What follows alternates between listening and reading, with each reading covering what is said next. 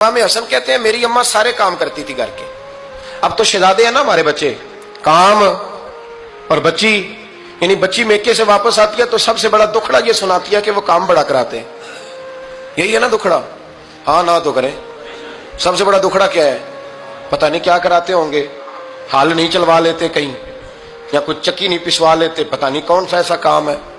और मैं, आप नाराज ना हो जाना, मैं भी बेटी का बाप हूं, मैं भी बहनों का भाई हूं, मैं भी इस बात को समझता हूं, लेकिन एक बात जहन में रखना कि ये बात नहीं है कोई करने वाली कि सारे बच्ची के माँ बाप जमा होकर पहुंच जाते हैं हमारी बच्ची जी काम बड़े करती है। मसलन क्या करती है, क्या करती है वो? आओ मैं बताऊं मेरे मुस्तफा की बेटी क्या करती थी। मैंने सैकड़ों दफा ये बात की है और मेरा दिल करता है रोजाना करूं, फिर करता हूं। दुनिया में कोई इतना गरीब है जिसकी बेटी इतना काम करे कि हाथों पे छाले पड़ जाए? है कोई इतना गरीब तो उठ के बताए कि मेरी बेटी ससुराल में इतना काम करती है कि छाले पड़ जाते हैं। मैं दिखाता हूं, मेरे रसूल की शहजादी को छाले पड़ जाते। कच्चा मकान, जनाबे फातिमा जनाबे फिजा की लौंडी थी, उनसे मिट्टी मंगाती और घर में लेपा पोती करती, फिर झाड़ू देती। इमाम हसन और हुसैन के दरमियान पूरे साल का फर्क नहीं, 11 महीने का फर्क। दोनों बच्चों को संभालती। जनाबे अली की वालदा हजरत फातिमा बिनते असद बूढ़ी थी। जनाबे फातिमा वो खोल के नौकरी करती कि हजरत फातिमा बोल पड़ती, हजरत फातिमा बिनते असद बोल पड़ती। कहती बेटे फातिमा मेरा इतना ना ख्याल रखा कर, तेरे अपने भी बच्चे हैं। जनाबे फातिमा फरमाती आप सिर्फ अली की माँ तो नहीं ना, आप मेरी भी तो माँ है ना। यहाँ बीबियां फलसफा बयान करती हैं, वो कहती हैं जी किस हदीस में आया है सास ससुर की खिदमत फर्ज है? मैंने कहा किसी में भी नहीं आया। हम क्या कह रहे हैं, किसी में भी नहीं आया, लेकिन ये तो आया है ना कि शौहर राजी हो तो अल्लाह राजी रहता है। तो अगर शौहर माँ बाप की खिदमत से राजी होता है तो करो खिदमत, इसको तो राजी करना है ना, इस पर तो तवज्जो दो। हजरत फातिमा फिर चक्की पीसती।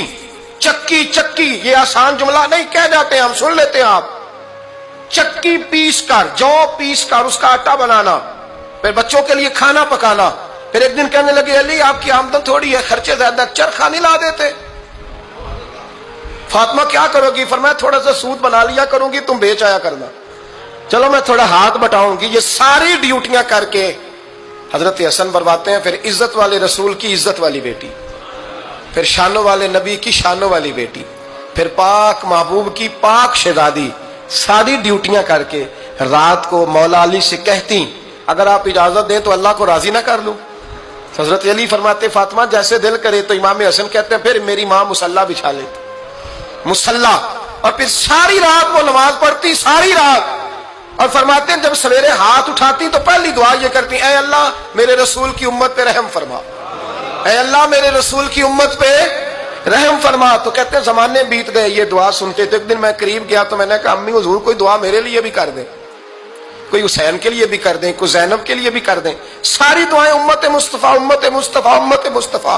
कितना बड़ा जुमला है, कितना बड़ा शेख मुहक्किक ने लिखा है, कितना बड़ा। जनाबे फातिमा फरमाने लगी तेरे लिए भी करती हूँ, हुसैन के लिए भी करती हूँ, ज़ैनब के लिए भी करती हूँ, सबके लिए करती हूँ। और बेटा याद रखना फातिमा की दुआओं पर पहला हक मेरे रसूल की उम्मत का है।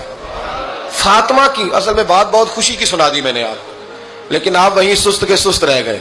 ये किसी आम आदमी की दुआ नहीं, पीर साहब की दरवेश साहब की रटी रटाई दुआ नहीं, ये सैयदा फातिमा की दुआ है। आपको इतना बड़ा खजाना मिल रहा है और आप समझे नहीं बात को। हजरत फातिमा फरमाने लगी मेरी दुआओं पर सबसे ज्यादा हक मेरे रसूल की उम्मत का है, तो मैं ये हक हमेशा अदा करती रहूंगी, मैं उन्हें दुआएं हमेशा देती रहूंगी।